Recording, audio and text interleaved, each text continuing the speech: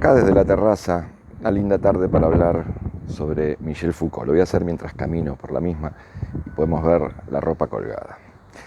En verdad, Foucault y el concepto de poder es muy interesante para nuestra materia, ya que podemos encontrar en la obra de este filósofo, psicoanalista, sociólogo, una mirada muy original sobre lo que es el concepto de poder.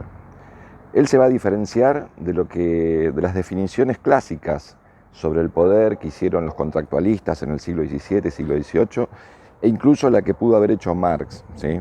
Él va a desligar el concepto de poder de lo que es el ejercicio del poder, tal como lo veían Hobbes, Locke, Rousseau, a través del contrato social, del Leviatán. Y también va a tomar distancia sobre la posición marxista clásica, donde el poder emanaba de las relaciones sociales de producción. Lo interesante de este autor es que va a trazar una diagonal entre muchos autores y a lo mejor en ningún momento va a dejar plasmada una definición, ¿sí? Y eso es lo interesante, porque a partir de un montón de desarrollos teóricos que él hace, históricos, lo que él llamó arqueología del saber o genealogía del poder, va a permitir que nosotros podamos reflexionar acerca de un tema con total actualidad, ¿sí? Cuando él menciona el poder, no lo hace desde un punto de vista represivo. No está hablando sobre un poder que reprime, sino de un poder positivo, un poder que crea. ¿Qué es lo que crea? Crea formas de saber, crea discursos, crea técnicas y sobre todas las cosas produce placeres, ¿sí? Esto es lo extraño en Foucault y es interesante que lo podamos reflexionar. Él lo que dirá es que el poder no es un atributo de un individuo o de un sector. Él va a poner el énfasis, el ojo, lo va a poner sobre las técnicas, sobre las formas en que esto se desarrolló. Y en ese sentido, lo primero que va a observar es cómo a través de prácticas discursivas, de enunciados, dirá que tienen fuerza de verdad, que donde se construye una verdad, cómo se imponen determinadas disciplinas, cómo se imponen determinadas técnicas. Por ejemplo, un libro que yo les recomiendo que lo puedan leer, de fácil acceso, que es Vigilar y Castigar. Empieza haciendo una gran distinción entre lo que es el sistema punitivo del régimen feudal con lo que vino después de 1820, 1850, el desarrollo de una técnica disciplinante para aquellos que habían roto el contrato social, o sea, para aquellos que habían caído en lo que se consideraba delito o crimen.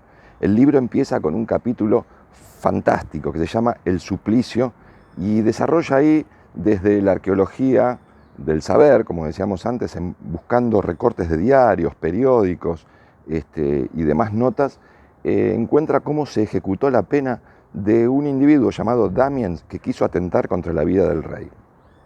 Él mismo fue condenado a la pena de muerte con suplicio público y durante el primer capítulo reproduce cómo fue llevada atrozmente esta pena, esta condena, ¿sí?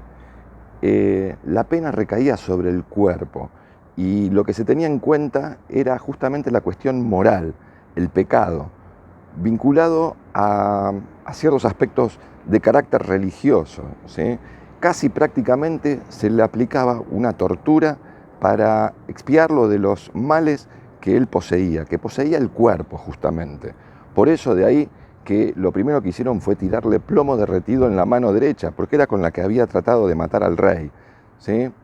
Esto prontamente va a ser modificado, ¿sí? En principio, algunos pensadores de la Revolución Francesa, como Beccaria, por ejemplo, pensaban que las penas debían solamente tener una ejemplaridad, ¿sí? Ser ejemplares para la sociedad y para que nadie vuelva a reincidir en ese delito. Sin embargo, esto nunca se aplicó. A partir de 1820, 1850, viene una gran reforma, ¿sí? Y en esa reforma aparece una institución disciplinante ejemplar, que es la prisión, que es la cárcel. Tanto la cárcel como los hospitales públicos, como incluso la educación, son productos de discursos y enunciados que van a imponer un disciplinamiento en la sociedad. A esto nos referíamos cuando decíamos que el poder ya no reprime, solamente disciplina. Y en ese disciplinamiento lo que genera son técnicas a fin de obtener cuerpos dóciles que puedan participar del mercado productivo, de la sociedad, que generen placeres en ellos, que el discurso no pase por el vos no podés o el tú no podrás, sino que más bien pase por el disfrute de aceptar este disciplinamiento. A partir de ahí lo que va a desarrollar es la característica que adquiere la sociedad moderna, a la cual va a llamar sociedad disciplinadora, atravesado por un montón de instituciones que imprimen con fuerza de verdad determinadas prácticas que hacen que nosotros con naturalidad podamos entender que esas son las únicas formas de actuar, tanto en lo que hace al trabajo, a lo político, a la sexualidad, a la vida cotidiana. Es interesante ver cómo Foucault dice que el poder hay que describirlo por los capilares, no por el centro, sino por los efectos que produce.